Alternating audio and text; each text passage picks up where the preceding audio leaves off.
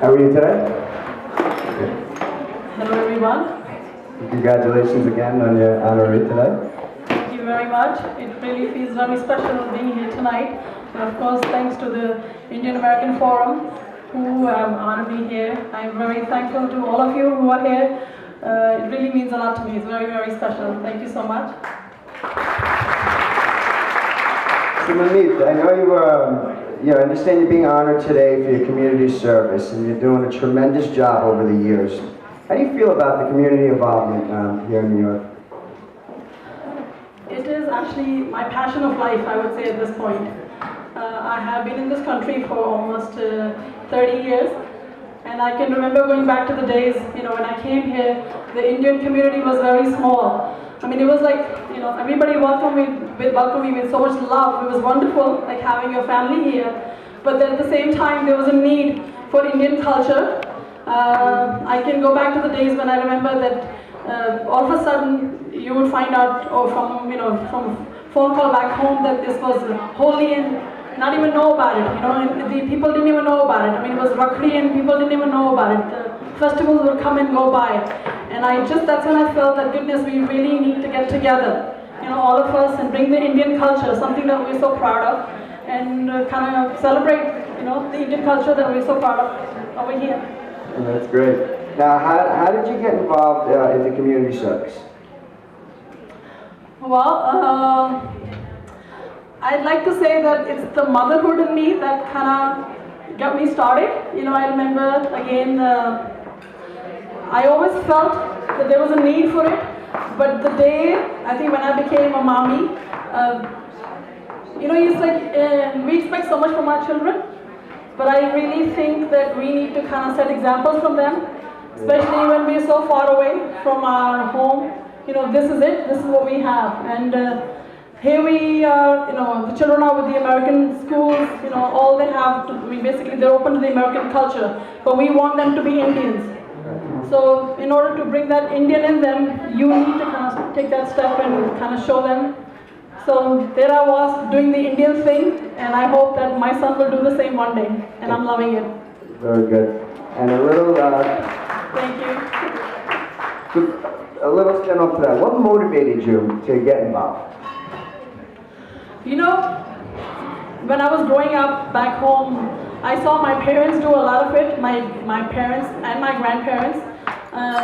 If you all know the Golden Temple, the famous Golden Temple in Amritsar Sahib, as well as all the Gurdwaras in New Delhi, as well as so many other local places in New Delhi, because that's where I'm from. My parents did, over the years, so much for the Gurdwaras, and we help them. We even help them till today. When I go back home to visit my parents, or even for my work, our Sundays are always for our Gurdwaras. So I guess that was always there.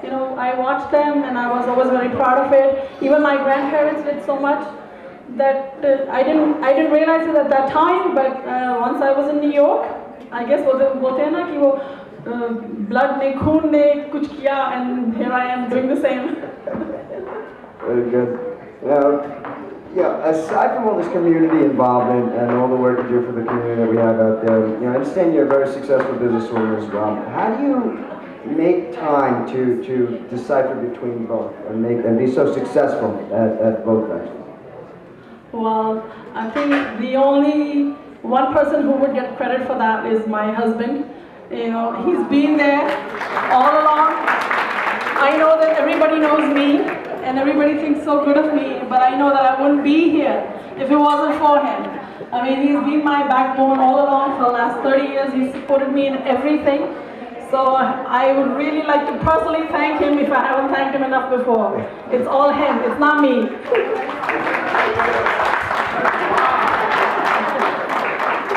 Now, are there any other people that have helped you with the community work or helped you kind of put everything together in your involvement? Oh yes, definitely. I mean, there is just so many of them. Again, like I said, everybody walks up to me and gives me so much credit for me, for my work, and I really appreciate it. I thank every one of them, but I know deep in my heart that none of this would be possible if it wasn't for so many of my friends, my dear, dear friends.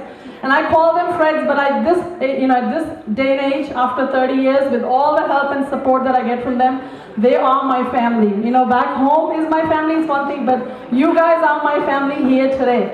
And you mean the world, and I wouldn't have done any of this if it wasn't for your love and support and your trust in me.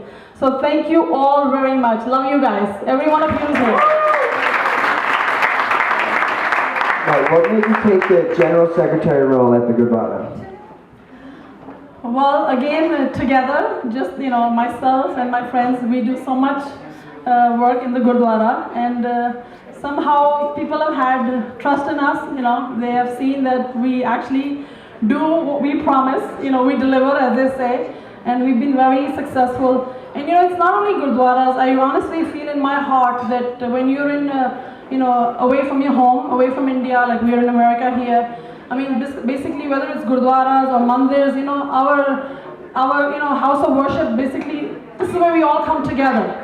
So I really think that if we can all get involved and do things for the community, basically, or even that's how we get our children together. So people saw that in me or in my friends, and they just wanted us to step forward and take the title of General Secretary, which I am. But to me, it's a seva that I've been doing over the years, and I hope to continue doing that forever. Thank you. Thank you, Monique, for joining us today and being an honoree. And thank you very much. Thank you a lot.